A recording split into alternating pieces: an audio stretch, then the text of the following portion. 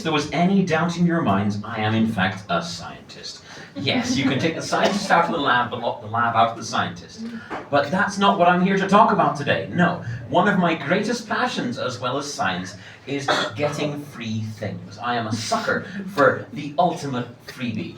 $3.99 is the best price in the entire universe. But there is a wee downside to giving your details out willy and or nilly repeatedly, particularly if you have, multiple email addresses so you can get the same offer 4 times, naming no names. I mean, I don't know who people does these things, but anyway, point is that the price comes to be paid that, yes, I will, the companies that are handing out all these lovely freebies, they will then hand out my lovely personal details to some not so lovely companies that will either try and sell me crap or scam me.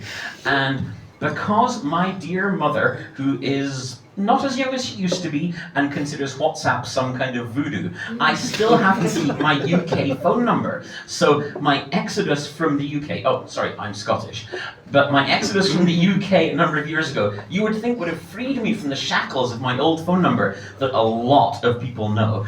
But no, I have to keep it so my mother can phone me and I can phone her and she can send me texts typing literally 1 character at a time. So that results in me getting lots of messages. And also, on a brief aside, I know some of you guys love WhatsApp, I do too, but then there's also Telegram, there's also Signal, there's all these other apps that they're the same, man. I mean, seriously, wake up, sheeple. They're just a different face. Anyone who says there's a difference is lying or deluded. But the point is, Telegram, for some reason, I kept as my old UK number. And I get all these random scammy text things. And usually people would think, oh no, not another scam. While me, it's like, woo, it's a chance to be crazy. Yes, I do love a good trolling. So it's almost like I'm counting the days until I get another highly suspect friend invite. So, and yes, it is very easy to get a little bit out of hand. So one time I suddenly received, sort of, boing, this is greenenergy.com. We're looking for investors in our new environment-saving thing. And I was like, thank you. And so I was already thinking, what crazy stuff can I say to them? And of course, I'm enthusiastic. So I'm like, oh, this is so great. I was really hoping it's an opportunity to invest. I've got all this money. I just don't know what to do with it. They didn't think that was weird. Great. But yeah, I couldn't restrain myself. And you'll see why in a second, because I thought, okay.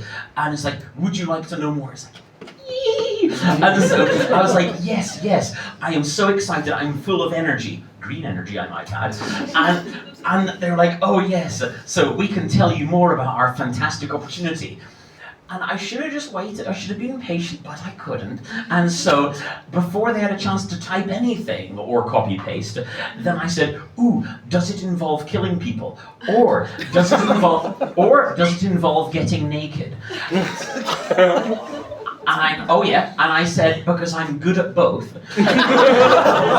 In fact, sometimes I do both at the same time. And then they blocked me. I can't even imagine why.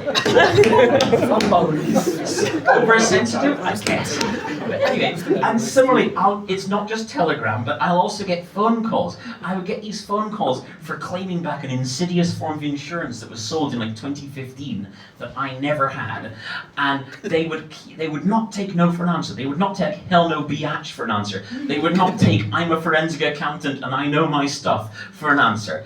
And so I thought, right, what do these people not expect on the other end of the phone call? Because they expect hostility, they expect being turned down like a bedspread, but they do not expect a romantic serenade. And so the next time these guys dared to phone me, thankfully they use this funny little phone exchange that does like 2 seconds and then goes boop, and then it connects them, because clearly they're patching them into Bangalore, which I'm sure is a lovely place. Point is, before they get the chance to say a single word about my claim, I open with, the minute you walked in the joint, I could tell you were a man of distinction, a real big spender, good looking, so refined. They hung up before I reached the chorus. And astonishingly, I can't imagine why, they stopped calling me. I feel so neglected. But of course, it wasn't just these scoundrels. I mean, after I'd scared the bejesus out of them, what took their place, you might ask? It's a classic. It's the old, have you been injured in a car accident? Don't you worry, claims for you can claim back the money you're entitled to. And of course, I don't drive anymore. And for a spell, I didn't even own a car.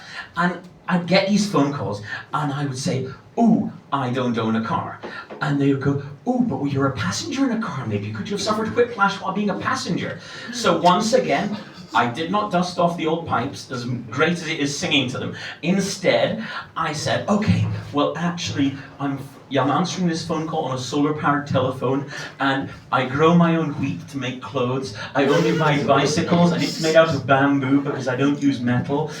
And they still asked, "Were you a passenger in a car?" It's like, nope, okay, that isn't going to cover it. And so once again, I thought, which particular rabbit hole can I pull these suckers down?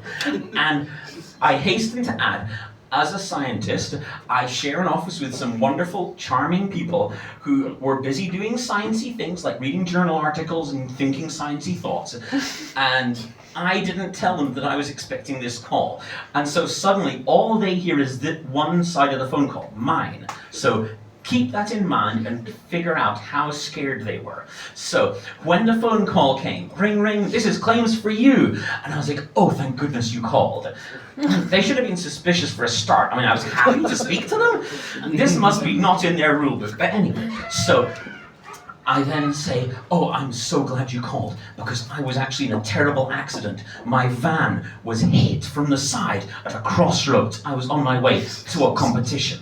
Lots of juicy detail. And they're like, they were excited. You could hear it in their voices. They're like, oh, right, sir. So can you tell me more about the accident? Because, they're getting ready their claws to hook on into me. So I said, well, I was driving my prize-winning show ferret, Mr. Miffles, to a competition.